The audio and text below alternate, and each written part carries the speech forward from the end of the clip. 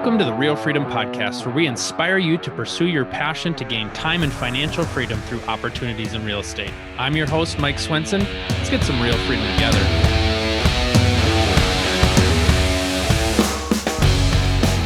All right, welcome everybody to another episode of the Real Freedom Podcast. Today we've got Calvin Pringles here, and Calvin got his start in actually working in investments. Became a real estate agent as a way to be able to build wealth, gain passive income, exactly all the stuff that we want to highlight here in this episode of the podcast. Right now, Calvin will close 2021 doing about 25 units. He's also had 3 wholesale deals and has been involved in 2 flips. So certainly looking at diversifying your portfolio, building different opportunities in real estate, and really see real estate as the vehicle for you to gain time and financial freedom. So Calvin is a real estate agent in Tampa, Florida, and we are so excited to have you. Why don't you just introduce yourself and share a little bit more information about you, Calvin? I appreciate you having me first and foremost, Mike. I think that you kind of touched on everything. I kind of stumbled into real estate accidentally because I came home, as a first family graduate and came home with my degree and thought I was like, top notch, like the big dog now in town because I had a degree in my hand. And I struggled to find someone that would hire me just simply because I didn't have any experience in anything that I was doing. I graduated with a degree in marketing, so primarily targeting sales positions. And because I didn't have any sales experience, I couldn't get a job. So stumbled into my coach's office and I asked him for my alma mater high school. And I asked him, I said, "Hey, coach, do you know anybody in real estate?" And he said, "Yeah, there's a kid on our team. His dad has flipped 20 houses this year, something crazy like that. And, I'll make the introduction for you." So I called Chris. Chris was my mentor. I called him and his wife, Nicole. They kind of brought me up under their wing. And my business partner and I, Kason at the time, we were just bird dogs. So just people that specialize in acquisition for one person. We would knock on doors, call probates, leave flyers, do everything just to get Chris some properties and learn the process of buying and holding properties, building a recession-proof portfolio, and flipping properties as well. So now, it's cool because it's a tool in my tool belt. When I walk through a property with a client, a buyer or a seller, I can walk through and give them an estimate of what a general contractor would charge to replace items or, do flooring or kitchens or whatever like that. So definitely appreciated the opportunity in doing that. And then not only that, having the opportunity to be invested into real estate and learning, without using any of my own money, it was all Chris's money. So, he gained a lot of money, he lost money. So it was just very, very cool and reflective. Yeah. And I love a couple things about that. One is, I was remembering back when I was in college and I had a professor in management, and he said, I'm an extreme introvert by nature. So I'm not one to go pound the pavement and knock on doors and be excited about that. And he always said, the best thing that you can do to be successful in business is to go into sales. And at the time I was a finance major. And so I was, a spreadsheet nerd and loved doing that. I actually had taken some real estate classes too, but I was like, I just don't see the value of that. And now looking back, I see how much you can learn from sales. And for you to get a chance to expose yourself to all areas of real estate before you got your license is just a great foundation for you, that now you have so much that you can build off of because you spent that time doing that. And yeah, it probably wasn't the most lucrative thing. And yet the lessons that you're going to learn, the experience that you have is going to help you make a lot of money in the future. Yeah, absolutely. And just working with them alongside them, I was able to learn how to build a business out of real estate as well. Robert Kiyosaki talks about it in Cash Flow Quadrant. The most successful people are the business owners. And at this time, I feel like I own a job, right? So I'm in the S category and I don't own a business. So that's the transition for 2022 is to make that full transition and to go from the S category to the B category. Awesome. And what are your plans for being able to do that? Or what are kind of the next steps for you? So primarily I'm focused on obtaining listings. So that's my number one priority. I call for about 4 to 5 hours a day on a good week, so long as nothing pops up in, the real estate world. Yep. but I'm strictly calling FSBOs, for sale by owners, expireds, canceled listings, off market listings, and then also circle prospecting for investment properties as well as listings. So kind of wear two different hats when I'm calling sometimes. Mm-hmm. Like for instance, today I called a FSBO and introduced myself. Hey, it's Calvin Pringles, Dalton Wade Real Estate. Calling about the property you have for sale. Is it still available? Yeah. He's like, man, but I'm gonna tell you what, I don't really need a real estate agent. In fact, I bought this house, 10 years ago for a steal, 20 grand, which is almost, non-existent in Tampa 10 years ago, let alone today. Mm-hmm. And he goes, hey, I got it listed for 200, but I'll take 165 for it. I said, well, 165, plugging in my calculator. Yeah, that's a 9 cap. So who can I sell this property to, or do I want to go and look at it myself? What's the appreciation rate in the area? So then we can go from there. But primarily to answer your question, to wrap things up, just primarily focused on listings and also scaling through leverage. So like hiring someone to manage social media, hiring someone to manage reaching out to clients in my database, hiring someone to send out gifts to my closed clients. Mm-hmm. So just about leverage and focusing on listings. Well, and even when you share that story about the FSBO, it just shows how your mind is working different than the average agent, because the average agent is just focused on sales, right? And they're either looking at, am I going to get this listing or not? Am I going to be able to have a sale or not?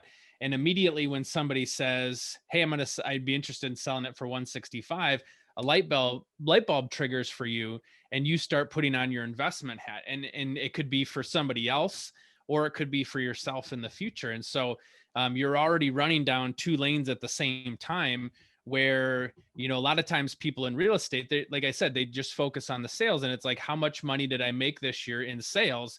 Either I could sell copy machines, or I could sell financial investments, or I could sell real estate. And they're only thinking about that sale.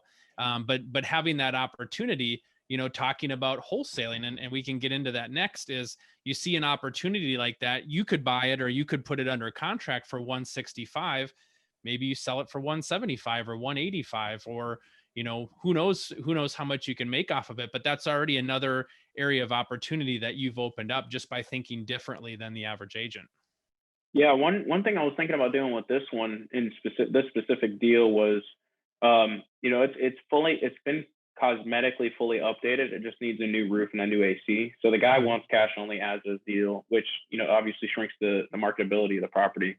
Right. But if I'm to like wholesale it, for instance, I mean, I could sell it for 240. Replace the roof, replace the AC. I could sell it for 240 tomorrow. So do I want to wholesale it as well? I mean, the guy clearly does not care. He just wants it off of his belt, and he had bad rental experience in the past, which is why he's parting ways with it. But wholesaling is another opportunity.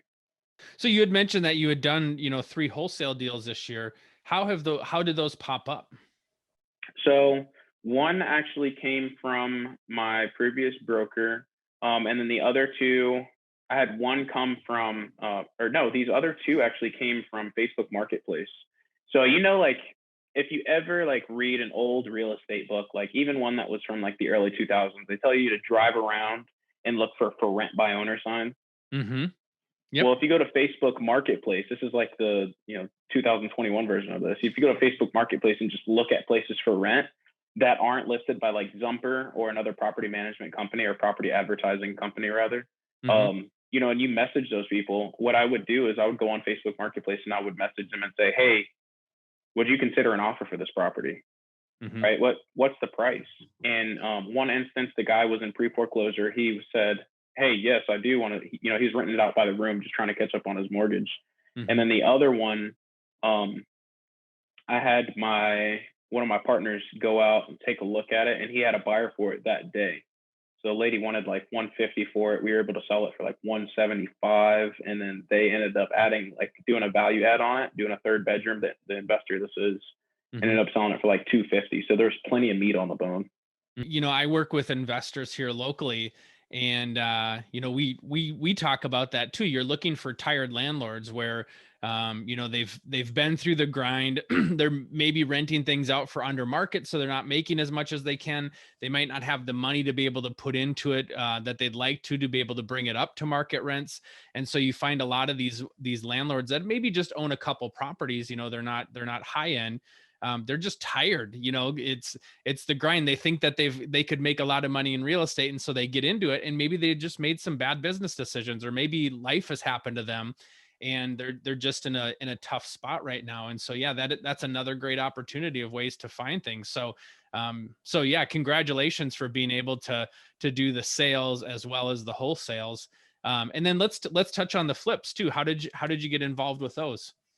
So I've not been like the person that is actually managing the contractors in it. I'm just a Hmm. financial investor in them. So get Hmm. a friend that not oh I guess kind of a friend, but a guy that does some flips here locally, and he just raises money. He says, "Hey, I got this deal." I analyze the deal, I look at it, give him some money, and then he also has his real estate license, so he sells it, and then at the end of closing, just get paid out whatever the return on investment is. So if it's like a 10% ROI over 6 months, I mean, that makes sense all day, Hmm. so that those are the two that I've been involved in.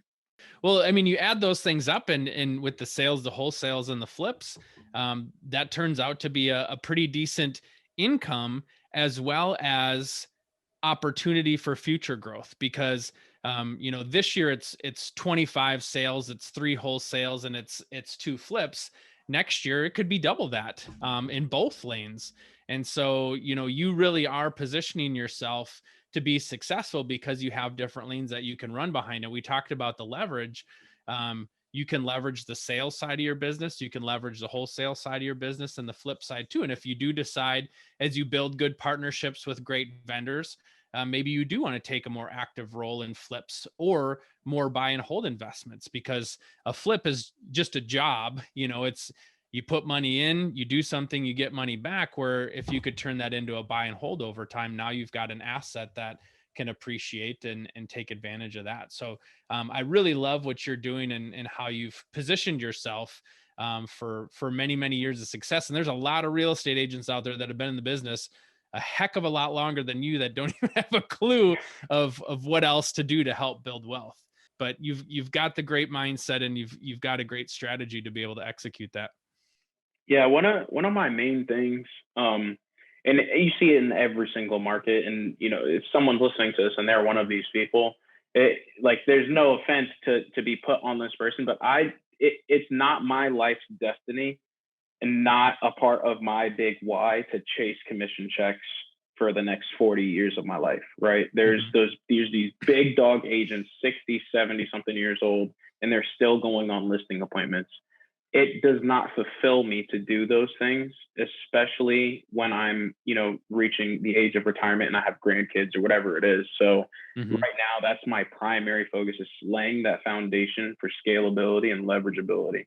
Being able to succeed through others, to be able to put on that leadership hat. You could then decide whether you want to take a listing, or whether you want to give that opportunity for somebody else on your team in the future to take that listing. Also along with that comes, hey, if you're taking a vacation, if you have others that you're working with, they can help with your calls, they can help with your meetings when you're on vacation, and you can truly enjoy a vacation, instead of the realtor that's sitting alongside the beach, and they've got their laptop out, and they're working their phones, and they're basically just doing their job in a different location. In Minnesota, we like to go to Tampa on vacation, and I could just be sitting alongside Calvin on the beach doing the same thing I'm doing in Minnesota. It's warmer, but I don't Yep. actually get a break. But when you have that leverage, you can be able to take those breaks when you want to, and you can turn up the dial and get more busy, or you can turn back the dial and pass things off to other people on your team. And that's the power of that leverage. Yeah, yeah, I completely get that, because I was actually just having a conversation with one of my friends earlier this week or over the weekend, and I told her, I said, whenever I go on vacation, I get like work anxiety. Like I feel like I need to be at home. I feel like I need to be just like looking at my computer, even if I'm not doing anything. But Mhm. being at home gives me this sense of comfort, like, hey, I'm ready to work. If a buyer calls me, they want to go see a house later that day, I'm ready to work. I can be there for that, rather than having to like jump through hoops and hire showing assistants and this, that, and the other. So Mhm. I just want to get to that point where I don't have work anxiety. I can just go on vacation and enjoy myself. And it's hard because you're so used to being responsive to people, answering your phone when they call. It's hard to turn that off, but yet that's how you're going to get more energized when you come back, is because you've been able to fully recharge the batteries versus, kind of operating, kind of not operating. You're on, you're off, you're on, you're off. But you can truly Hmm. take that time off. So what are some other future plans that you have? As so 2022 you're going to focus on listings, getting that leverage, maybe having a buyer's agent. Where do you want to see that business grow? So I want to double my units. It's actually been my goal, a goal of mine. So to a little bit of background, I actually left the team that I was on in 2021. Or no, it's 2020, midway through Mhm. 2020. Yep. So this year is my first full year as a single agent. I carried over the same production, which is great, but my goal for the past 2 years has been 50 units and 10 million. So Mhm. I don't see a point in changing my goal and trying to say, okay, well, I've done 25 over the last 2 years. I'm trying to figure out that 50 unit, 10 million goal. So that's my goal until I hit it. Mhm. Just trying to figure out the recipe to it and, just basically sticking to that. And how are you thinking that you would, and maybe you haven't thought about it yet, but in terms of a buyer's agent or, bringing somebody on, have you given much thought to how you're going to execute on that, or kind of what plans you might have? So I haven't. I think my first hire will probably be a team lead. Hmm. Um, but it depends on like the source of business. So, if I carry over this year, I had 67% representation of buyers in my business. Hmm. So if I carry over that same thing next year, right, 50 units is 67%. What is that? Like 32, right? Hmm. 30-ish units. I think I'll be a little bit too busy. Hmm. So I'll need to hire out, like a team lead or something like that. Now, if it's primarily listings, then I can hire out a buyer's agent to focus on those buyers. Hmm. As far as how, I don't know. I know the type of person I'd be looking for, and it's something, that someone that's young, maybe fresh out of college, pay for their real estate course just so I can coach them the way that I want to coach them, rather Hmm. than picking up someone who's struggled and maybe has built on bad techniques and bad skills in the past. Because I feel like it's always harder to break through those rather than just, kind of pick and choose from someone that's fresh.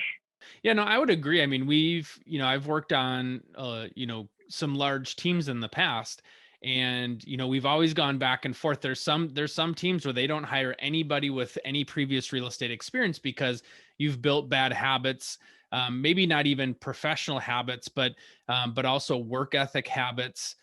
Just getting lazy with stuff, not following up with people. So it's great to take somebody who's maybe had success in a previous or in a different industry, or somebody who is looking to kind of get into the business and they are young and hungry and they're excited to be there and they really like to learn. You can build off of that foundation. But if you have an agent that's been an agent for 5 years and has only done maybe 7 to 10 units each year, well, what are you going to change that's going to get them to do more than that? Because they're comfortable doing 7 to 10 units for the last 5 years. It's kind of harder to get somebody to change that way of thinking or change the way of behavior there, versus taking somebody brand new, teaching them the skills, and they can go blow through the roof.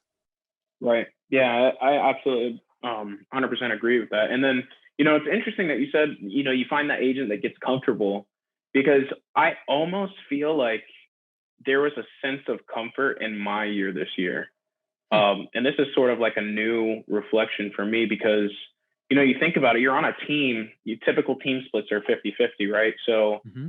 this year, as far as GCI goes, I mean, my GCI is almost double doing the same exact unit. So I'm introducing, I guess my life is being introduced to like new income.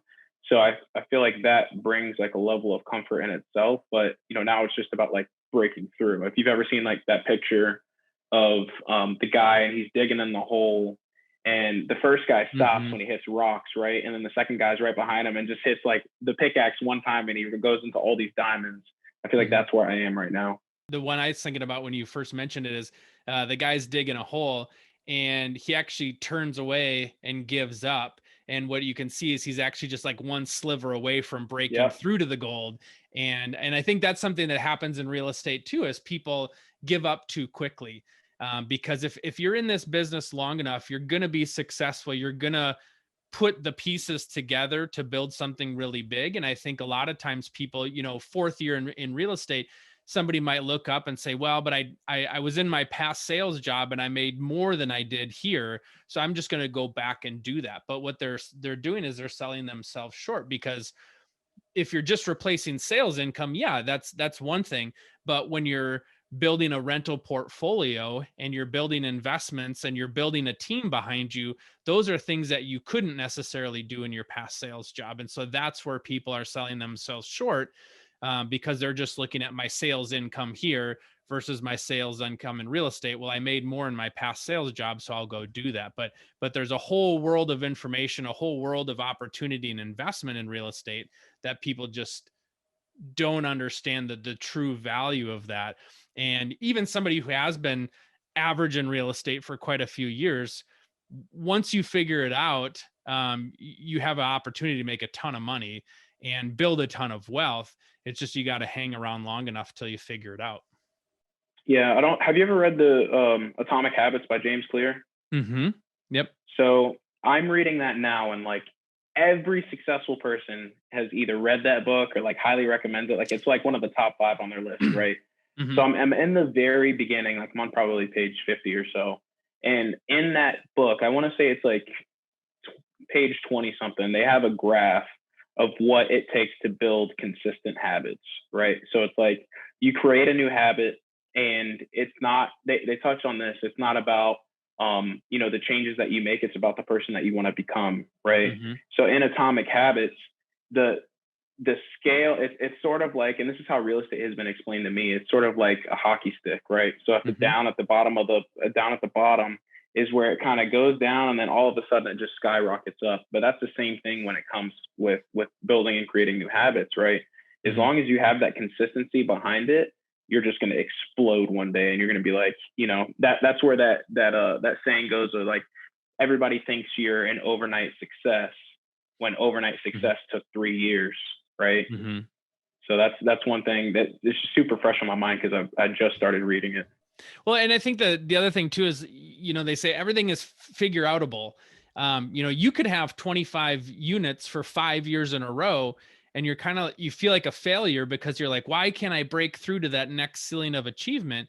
And the thing is once you crack that nut, and once you figure it out, whether it's leveraged through people, whether it's leveraged through how you spend your time, like you said, focusing more on listings versus buyers, you're still trying to figure things out. But once you do, you could easily double your units the next year, and we could be having this conversation 5 years from now, and you're like, Mike, I'm still at 25 units. Well, then you figure it out, and boom, then you're at 50 units. And so I think that's what happens in real estate too, is people hit certain plateaus, and they realize once they hit that plateau, they've got to change something different in their business, whether it's strategy, whether it's focusing on lead gen, whether it's different things like that. But once you break through that plateau, now you go to another level. And so yeah, you're certainly on the right track with how you're leveraging your time, how you're looking to leverage yourself with other people, and you'll blow through that eventually. And another thing is, this year I'm just kind of throwing all my intention towards it too, right? So thinking about hiring a real estate coach, right? Because I want to become a better realtor. Putting money towards marketing. I'm leveraging and hiring out. So I'm doing all of these things to help build those layers on top of that foundation, where now I have the comfort to do so. I can take money, that I've made this year, the 2x GCI versus when I was on a team, and finally start investing in my business. So I'm just being super intentional this year. What about future plans with either like wholesaling or flips or investment properties? Do you have any specific plans or goals around that stuff? Yeah. So in the Tampa market, our market has been appreciating at an average of like 16% year over year since March of 2019. We all know what happened then, right? Or yeah, it was 2019, right? 2020. March of 2019. COVID? 2020. Yeah, COVID. Yeah. So feels like a lot longer than it's been. Yeah. It does. But our market has been exploding. I mean, there's like 150 people moving to Tampa per day, or something, or maybe it's Florida, but it's a lot of people are coming in just large lump sums. So our market has been going crazy. So it's hard to find that recession proof long-term hold, that 15% ROI, 12 to 15% ROI, like the 1% rule, right? Where you're making 1% ROI per month on a long-term hold. So I'm primarily focused on like that middle term Airbnb. So with a mid-term Airbnb, it's kind of like a term that I just made up, but it's not quite a 12-month lease and it's not quite a nightly stay. It's something in between. So it's good for transient nurses, business professionals, people that are maybe looking for a new house, right? That'd be a great layup for me. Somebody's coming to the Tampa area. They want to rent a place for 3 months. And, in exchange for having the convenience of being able to just stay there kind of midterm, well, you pay double the month's rent. So I think that it just makes a lot of sense in my mind to focus on stuff like that. But I'm doing that through house hacking. Okay, great. So currently, or you have a house that you're doing it, or you're looking for a house to be able to do that? So I have a house that I currently house hack now. And then in January, once my taxes are paid, I'll have 2 years of paid tax returns. I'll have my approval. And then I'm going to go out and either look for a second property in which I'll be able to utilize for this, or I'll rent out my current primary house hack and do this. It's just going to depend on a lot of things. I think interest rate's going to be super low, but just kind of comparing the different models up to each other with what exactly I want to do with my new approval. Yeah, that's awesome. You've got a lot of great things going. It's fun to see what you're working on, and I like that you're exposing yourself to a lot of things as well, because some people might just stay in that sales lane, but you're realizing for bigger picture things, to be able to make more money, you have to be in some of these other lanes. So congratulations on where you're at, and kind of the mindset that you have, and the strategy that you have. I think you're knocking on a lot of great doors, literally and strategically. For anybody that has listened to this podcast, is like, man, I really want to learn more about Calvin, or get a chance to connect with him, how can folks do that? I think the easiest way, especially nowadays, is just social media. And my social media handle is curated. It's CURATED by Calvin. And I do want to touch on this because I've had this conversation as well. For those of you that are not on social media, I feel like COVID just like amplified even more of a reason to be on social media. And the reason being, it's like, I always give this example. Whenever I go to a foreign town or city or something like that, and I want to find something to eat, I'm no longer looking on Google. I'm no longer looking on Yelp. I'm going straight to Instagram. I'll go on Google to type in like restaurants near me, right? But I'm going straight to Instagram and I'm typing in, that restaurant that's near me, to take a look at the pictures, see what kind of people have been there. So I think that's the biggest shift right now. Is everybody's doing their research, especially as the millennials are starting to grow up, and then whatever that generation is that's behind us. But I feel like it's all social media now. So but yeah, if you want to reach me, my Instagram handle is curated by Calvin. Awesome. Well, thanks so much for coming on, Calvin. We really appreciate you sharing your story, and best of luck to you in the future.